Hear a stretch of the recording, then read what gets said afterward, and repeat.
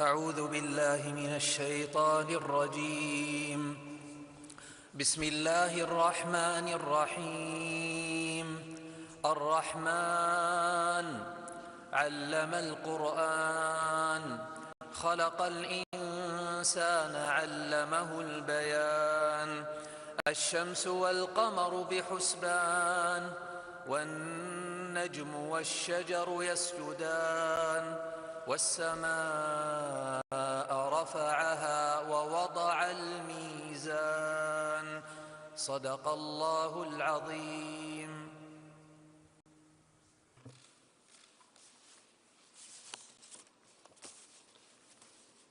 فخامة الرئيس دونالد ترامب رئيس الولايات المتحدة الأمريكية، أصحاب الجلالة والسمو، قادة دول مجلس التعاون الخليجي العربي، السلام عليكم ورحمة الله وبركاته.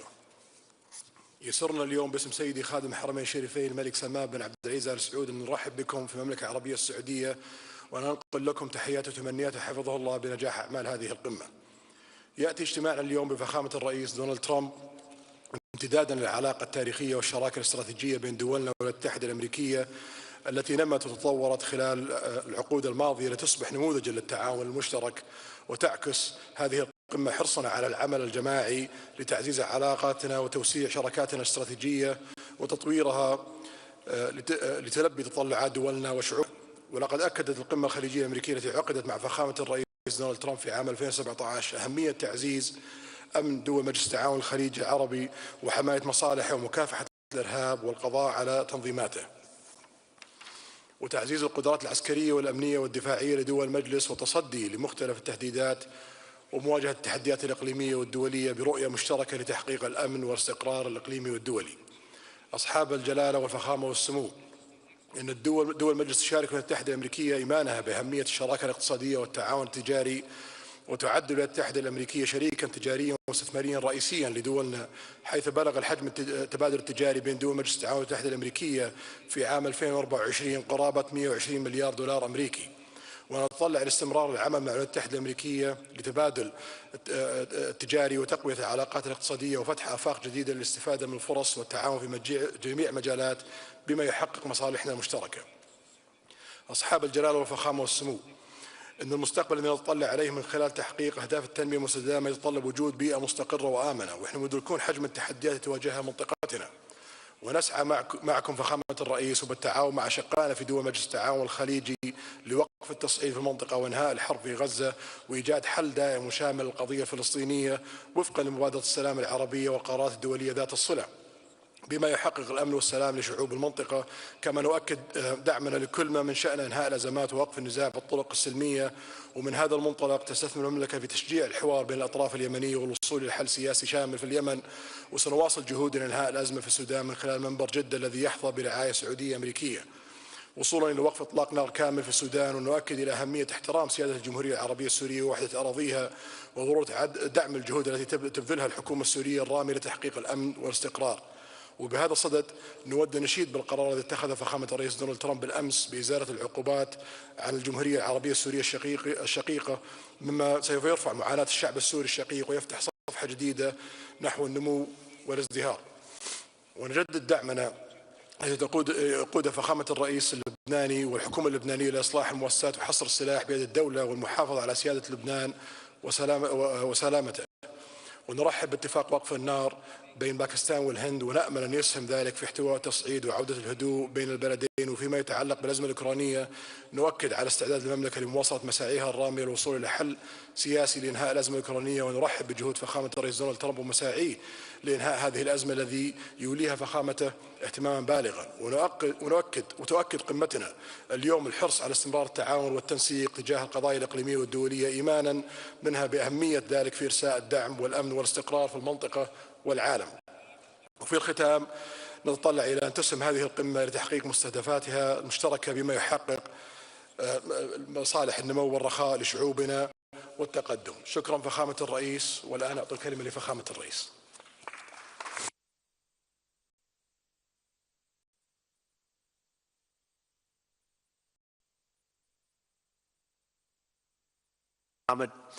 For the incredible welcome you've shown us. It's been an unbelievable stay.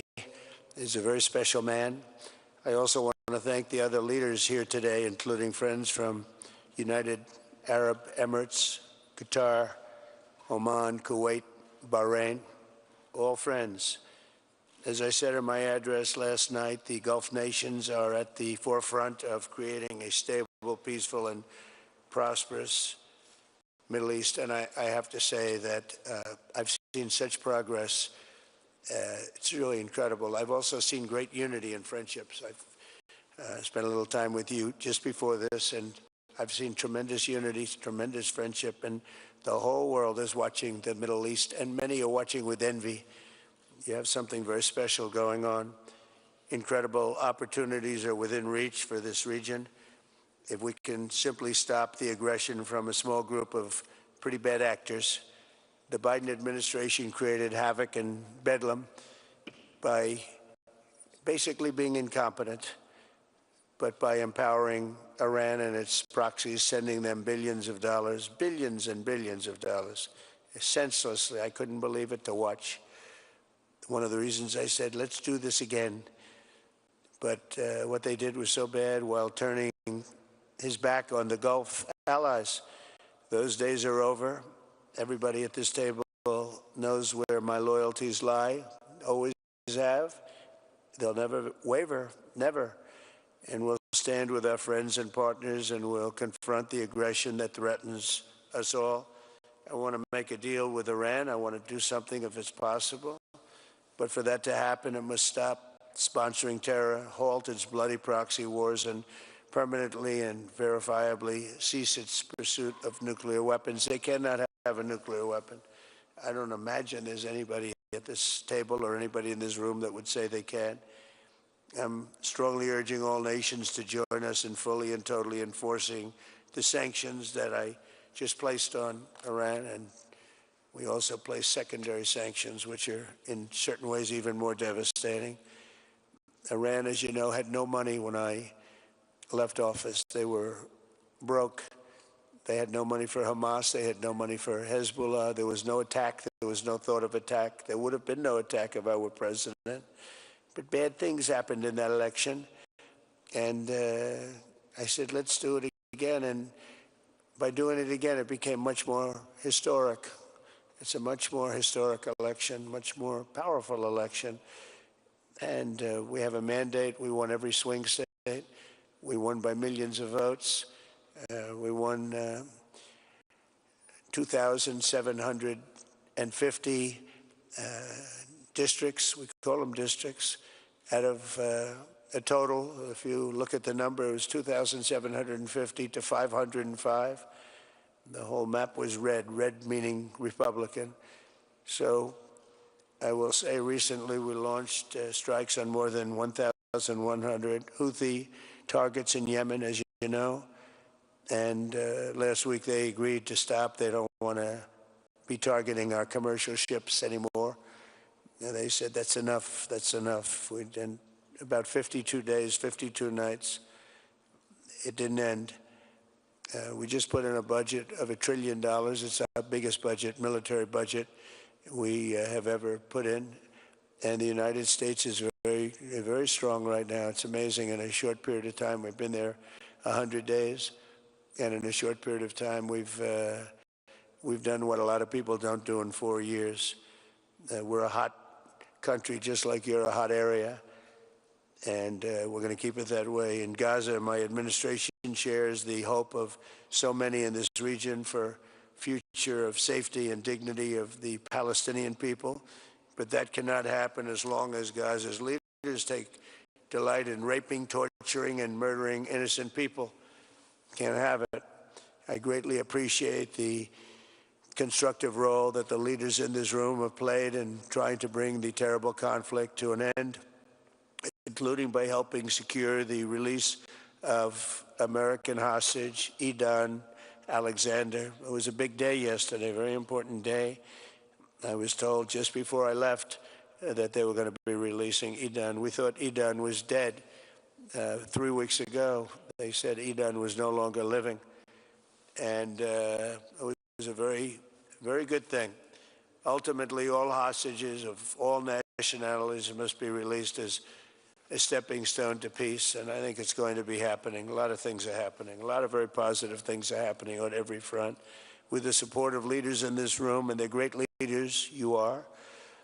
We are currently exploring normalizing relations with Syria's new government, as you know, beginning with my meeting with President Ahmed al-Shara and Secretary Rubio's meeting with the Syrian foreign minister in Turkey after discussing the situation with Crown Prince Mohammed and President Erdogan of Turkey.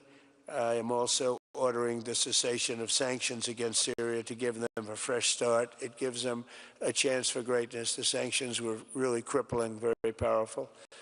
And I spoke to Mohammed, and I spoke to our friend from Turkey, who we just spoke to also by phone now, but felt very strongly that this would give them a chance. It's not going to be easy anyway, so it gives them a good, strong chance.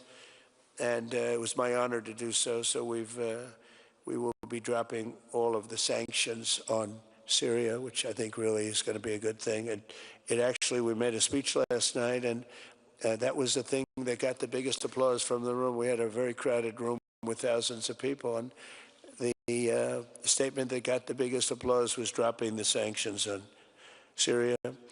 Likewise, in Lebanon, there's a new chance for a future free from the grip of Hezbollah terrorists if the new president and prime minister can rebuild an effective Lebanese state. We just appointed a very good ambassador, a friend of mine who's Lebanese, and I didn't even know that. And I said, why do you want to be the ambassador to Lebanon? That could be dangerous. He said, I don't care. I grew up there. I love the country, and I don't care if it's dangerous or not dangerous. I want to do that. And he's a very capable man, very successful man from the United States, and he's going to be your ambassador. He's going to do a great job. But this is a once-in-a-generation opportunity to forge a Lebanon that is prosperous and at peace with its neighbors. And I think things can really happen there. They've had a tough go of it for a long time. At the end of my first term, all of the momentum in this region was toward peace. I especially want to thank and congratulate the United Arab Emirates and Bahrain for their vision and courage in signing the historic Abraham Accords. It was it's a very big thing. I believe we would have had it filled out had the election been called fairly, which it wasn't. It was a rigged election. I hope that in the near future we can continue that progress. We have a mandate from the American people, the likes of which people haven't seen for 129 years. They say it was the most consequential election in America in 129 years. So that sounds like a long time, so we'll take that. But in the future, we'll continue that progress by adding more countries to the Abraham Accords. We have the 4, and I think they're going to be filling up very rapidly. Biden didn't do anything because he never did anything about anything. He had no capability, he had no ability, and it was a shame what he's done to so many countries, including our own. We had an interesting fact. About a year ago, there was a story that we're having a hard time getting enlistments into the military, and it was at the lowest level almost ever. People didn't want to go into our military. And it just came out last week, you probably saw that we have now the strongest enlistment in the history of our country. They say 38 years. One said 37, one said 32, and one said ever. So we just had the strongest enlistment in the history of the United States of America. So think of it. In 1 year, we went from they can't get people to enlist to we have the strongest enlistment, and that includes the police departments too. We're having a hard time getting people to be police, the great law enforcement arm that we're known for, and now we're setting records. It's hard to get a job. I mean, frankly, the lines of people wanting to be police officers and go into the military, and it's a matter of spirit. We have great spirit in the country right now. We've done a lot in 100 days, I'll tell you that. It all started on November 5th with the election. But a stable and peaceful Middle East will be a successful and prosperous Middle East, and that's what you've done, and that's what you're doing. And, you know, it's amazing because when I was here last, it was fine, it was doing good. And then I see the things that you're doing here and in your countries. It's just an incredible what you're doing. Is the whole world is talking about it. The whole world is watching us. Look at all the news over there, the fake news. Look at them. The whole world is talking about what you're doing, and you're the envy of the world. Together, we're in this room, and we're going to forge a Middle East that will be a thriving commercial, diplomatic, and cultural crossroads at the geographic center of the world. That's what it is. It's the center of the world. I look forward to working with you, and I want to thank Mohammed. I want to thank you, Crown Prince. We have a special relationship. We have long had a special relationship, but it was an honor to spend a couple of days with you, and I'll see you again soon, and I'll see you a lot. Thank you all very much. Thank you. شكرا فخامة الرئيس على كلمتكم. والآن أدعو جلالة الملك حمد بن عيسى الخليفة ملك مملكة البحرين لإلقاء كلمته، فليتفضل.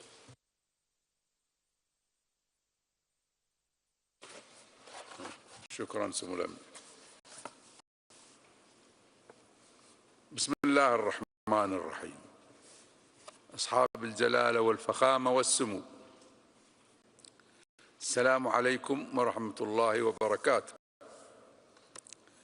يسرنا في مستهل كلمتنا أن نتقدم بخالص الشكر والامتنان إلى أخينا خادم الحرمين الشريفين الملك سلمان بن عبد العزيز آل سعود عاهل المملكة العربية السعودية الشقيقة، وإلى صاحب السمو الملكي الأمير محمد بن سلمان بن عبد العزيز آل سعود ولي العهد رئيس مجلس الوزراء على الدعوة الكريمة وما لقيناه من كرم الضيافة وحفاوة الاستقبال، وأنها لمناسبة طيبة